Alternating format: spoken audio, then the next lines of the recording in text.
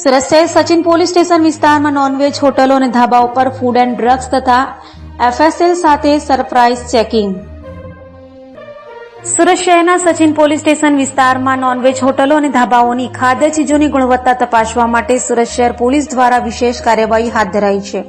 Police commissioner Anupamsinh Gehlot અને સંયુક્ત police commissioner sector 2 કે.એન. ડામોરની સૂચનાઓ મુજબ નાયબ પોલીસ કમિશનર રાજેશ પરમારની અધ્યક્ષતામાં મીટિંગ યોજાઈ હતી. આ મીટિંગમાં નોનવેજ હોટલો અને ધાબાઓમાં ખાદ્ય ચીજ તરીકે વપરાતી માંસની ગુણવત્તા અંગે કાયદેસરની ચેકિંગ કરવાની સૂચના આપવામાં આવી હતી. આ કામગીરીમાં મદદનીશ પોલીસ કમિશનર એન.પી. ગોહિલના માર્ગદર્શન હેઠળ ફૂડ એન્ડ ડ્રગ્સ અધિકારી, એફએસએલ અધિકારી અને પશુ ચિકિત્સકને સાથે રાખી અલગ અલગ ટીમો બનાવી સચિન વિસ્તારમાં આવેલ મિડનાઇટ હોટલ, દાવત હોટલ, તંદુર હટ હોટલ, અલકાદરી હોટલ, નાનાવાડી હોટલ, અમદાવાદી તવાફાઈ હોટલ, હાજરી ચિકન હોટલ સહિતના નોનવેજ હોટલો અને ધાબાઓમાં સરપ્રાઇઝ ચેકિંગ કરવામાં આવી. ચેકિંગ દરમિયાન શંકાસ્પદ નોનવેજ ફૂડના નમૂનાઓ લેવામાં આવ્યા અને પુષ્ટિકરણ માટે મોકલવામાં આવ્યા છે. પુષ્ટિકરણ અહેવાલ મળતા આગળની કાયદેસરની કાર્યવાહી હાથ ધરવામાં આવશે. આ પગલાંથી ખાદ્ય સુરક્ષા તેમજ નાગરિકોના આરોગ્યની સુરક્ષા સુનિશ્ચિત કરવામાં આવશે.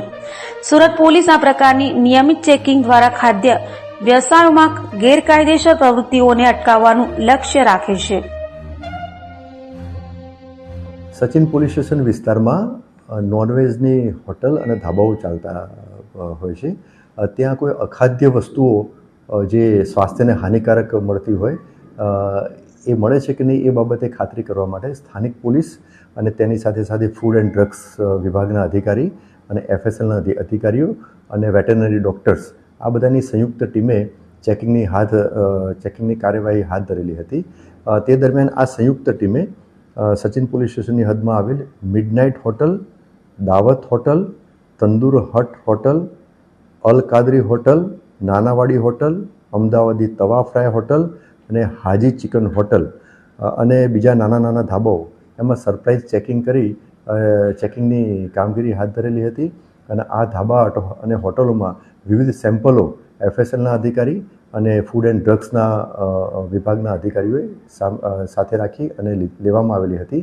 અને આ જે સેમ્પલ લઈ અને એને વધુ પરીક્ષણ અને પૃથ્થકરણ કરવા માટે ફૂડ એન્ડ ડ્રગ્સના વિભાગના અધિકારીઓ એમની લેબમાં લઈ ગયેલા હતા. અને આ સેમ્પલના પરીક્ષણ થયેથી જે કંઈ રિપોર્ટ આવશે એ આધારે આગળની કાયદેસર કાર્યવાહી હાથ ધરવામાં આવશે.